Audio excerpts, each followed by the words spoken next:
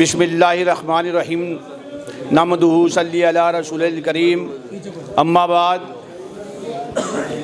आज की इस मीटिंग के हमारे सदर साहब, यहाँ मौजूद मुस्लिम मलिक तेली समाज विकास समिति के जुझारू संघर्षशील हमारे सम्मानित अध्यक्ष आरिफ मलिक साहब, हमारे कमेटी के जिला सदर भाई शकील साहब, हमारी कमेटी के बहुत ही सीनियर और जिम्मेदार नदीम मुफ्त बिन्नूर भाई, हमारे इस खूबसूरत मीटिंग का संचालन कर रहे गफ्फार मलिक साहब, यहाँ पर मौजूद, क्योंकि वक्त ज़्यादा हो गया, नाम सबके जानता हूँ, ले लूँगा, वक्त ज़्यादा हो गया, यहाँ पर मौजूद सभी डॉक्टर ताज साहब, सब चीज़ शामिल करते हुए एक के शेर के साथ अपनी बात का आगाज़ करना चाहता हूँ।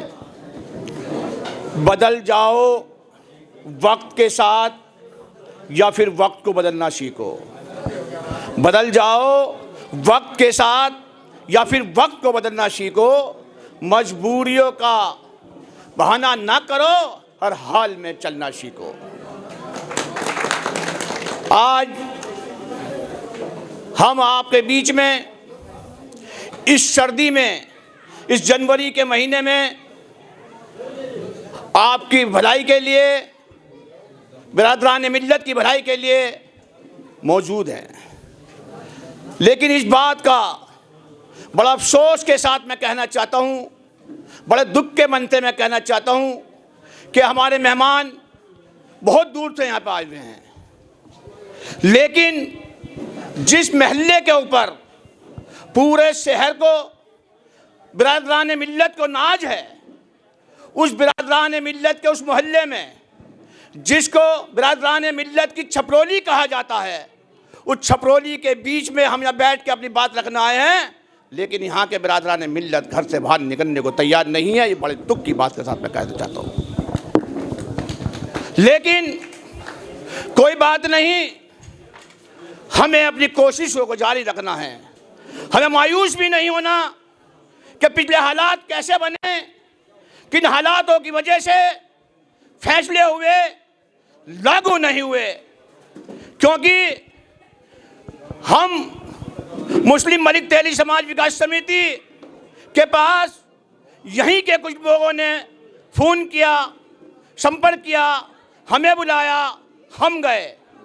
जो हालात इस मेरठ के पिछले कुछ दिनों से बने हैं, मैं उसके विस्तार में जाना नहीं चाहता। मेरे बहुत से साथियों ने, मेरे बहुत से भाइयों ने आपको दर्दनाक बातें बताई, जिनका दर्द हर बिरादरी के लिए होना अनिवार्य था।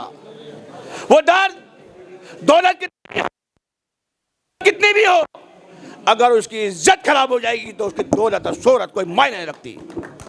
बुजुर्ग और दोस्तों, आज वक्त है, अगर आप लोग नहीं समझे तो मैं दावे के साथ कह सकता हूं कि 2024 के चुनाव के बाद आपको सही तरीके से समझा दिया जाएगा। अगर आप होश में नहीं आए तो आपको समझा दिया जाएगा, आपको बता दिया जाएगा कि आपकी जैसी जगह कहां है। वक्त है, समझ जाओ, बात को मान जाओ। हम टारगेट पे हैं। एक जमाने में कुरैशी बिरादरी टारगेट पे थी, उनका बहुत बड़ा कारोबार था। आज कहाँ है आप भी जानते हो और हम भी जानते हैं। उसके बाद अंसारी समाज बहुत उरूज पे था, हम इस मेरठ के अंदर रहते हैं। उसके बाद अंसारी समाज आज कहाँ टारगेट पे आ गए, कहाँ आ गए।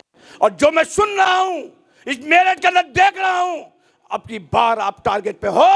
अगर आपने होश से काम नहीं लिया तो आप टारगेट पे आ जाओगे और आपके नाम देने वाला कोई नहीं होगा।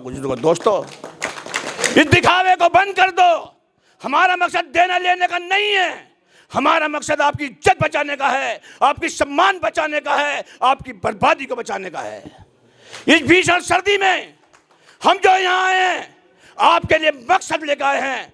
लेकिन बड़ा दुख की बात है, जिसको मेरठ के अंदर हम छपरौली कहा करते थे, बिरादरान मिल्लत की छपरौली कहा करते थे, वहाँ ये हालात देख के हमें बड़ा दुख हुआ है।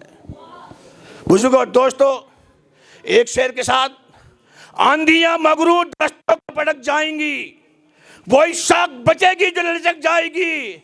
तुझको भी अपनी हैसियत का हो जाएगा अंदाजा, ए आसमां को छूने वाले, जिस दिन 2 गज जमीन तेरे पैरों से नीचे निकल जाएगी। बुजुर्गों दोस्तों, वक्त ज़्यादा हो गया, जज्बात ज़्यादा हैं, जो मसला लेके चले आप भी जानते हैं, दोहराने की कोई ज़रूरत नहीं है। मैं तो ये कहता हूँ, ये लड़ाई आपके सम्मान की लड़ाई है, क्योंकि हमारा ही खाते हैं और हमें कहते हैं तेरा हराम खा रहा है, खा लिया तो क्या हुआ।